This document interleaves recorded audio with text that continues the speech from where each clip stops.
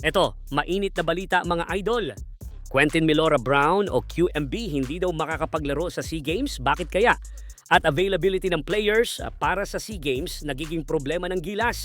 Samantala, upcoming naturalized player ng Gilas na si Benny Boatwright. Nainip na nga ba sa tagal ng naturalization niya sa Pilipinas kaya nag-sign na lang sa Taiwan League? At sa huling balita, Batang Gilas, nilamon ng buo ng New Zealand sa last game ng group stage. Makapasok kaya sa second round? Pero bago yan, like and subscribe lang mga idol para sa latest basketball news and highlights. Kung tutuusin, ang balitang passport lang ang kailangan para makalaro sa SEA Games this December sa Thailand ay parang blessing na rin para sa Gilas Pilipinas. Kasi ibig sabihin, wala nang masyadong komplikasyon sa eligibility rules na katulad sa FIBA. Pero kahit gaano kagaan ang requirement, ang totoong problema, sino ba talaga ang available? Exciting isipin na pwedeng magsabay sina Justin Brownlee at Angelo Kwame, dalawang naturalized players na passport holders. Solid na foundation sana yon para sa Gilas defense and offense.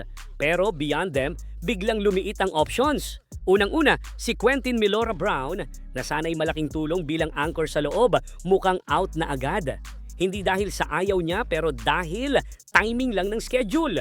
Wala sa FIBA window ang SEA Games kaya mahirap sa kanya makasingit. Sabi ng source, marami namang willing tulad ni Ray Parks, Remy Martin, Dave Ildefonso, Mike Phillips at Mason Amos. Ang problema?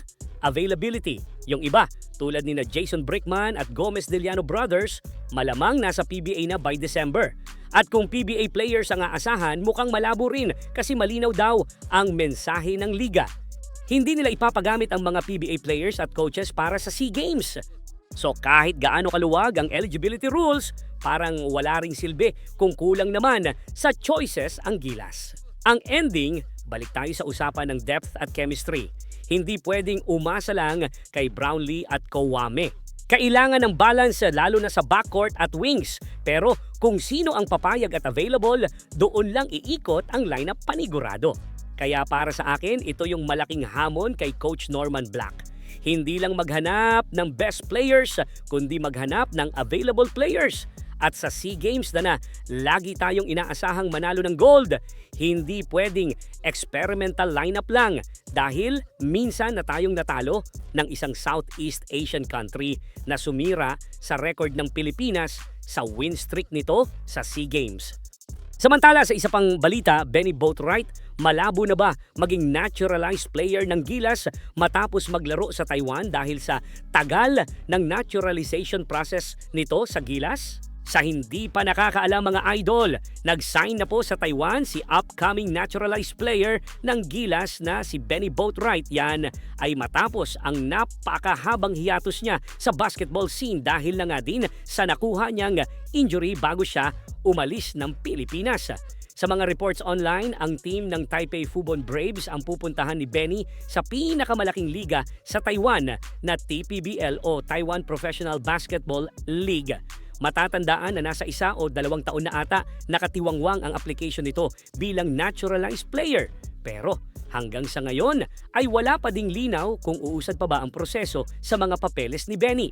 Pero malinaw na if maganda ang ipakita ni Boatwright sa Taiwan, he could possibly stay there for a long time since pera ang pinag-uusapan. Sources says na aabot sa halos 3 milyon ang kikitain ni Benny per month, which is definitely more kumpara sa offer ng national team ng Pilipinas.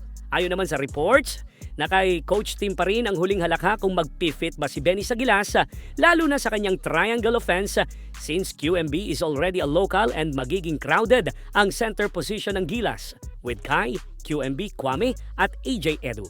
Sa tingin nyo mga idol, kailangan na bang i-let go ng Gilas si Benny as naturalized player?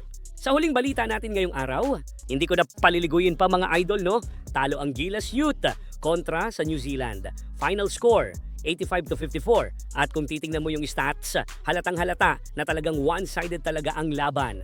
First quarter pa lang, ramdam ko na mahihirapan tayo. 17-7 agad ang abante ng New Zealand. 10 puntos agad ang iniwan nila at doon pa lang na-establish na nila ang momentum.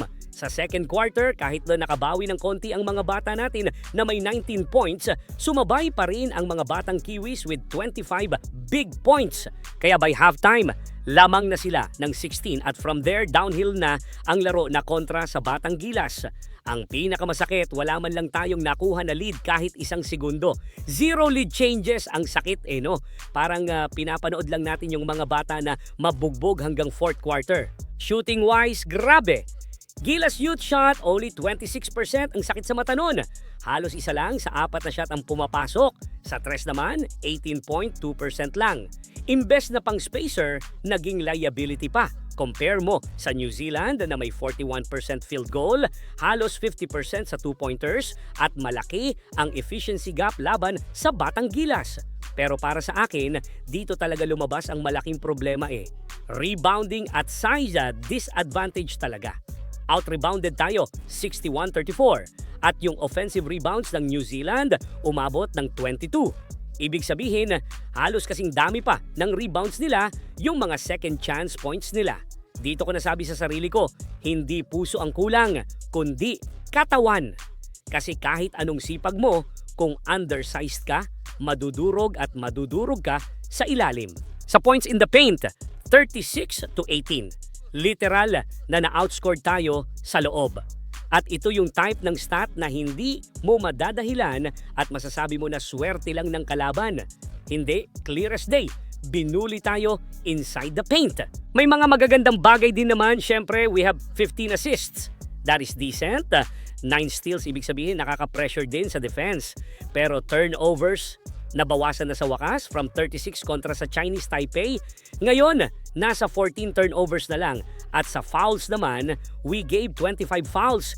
Ito talaga yung pumatay sa Batang Gilas. Lalo na kapag nagbibigay ka ng extra possessions at free throws sa kalaban.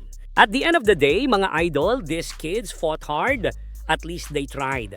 Pero ang tanong, are we giving them enough support, enough size, and enough preparation para lumaban sa ganitong stage?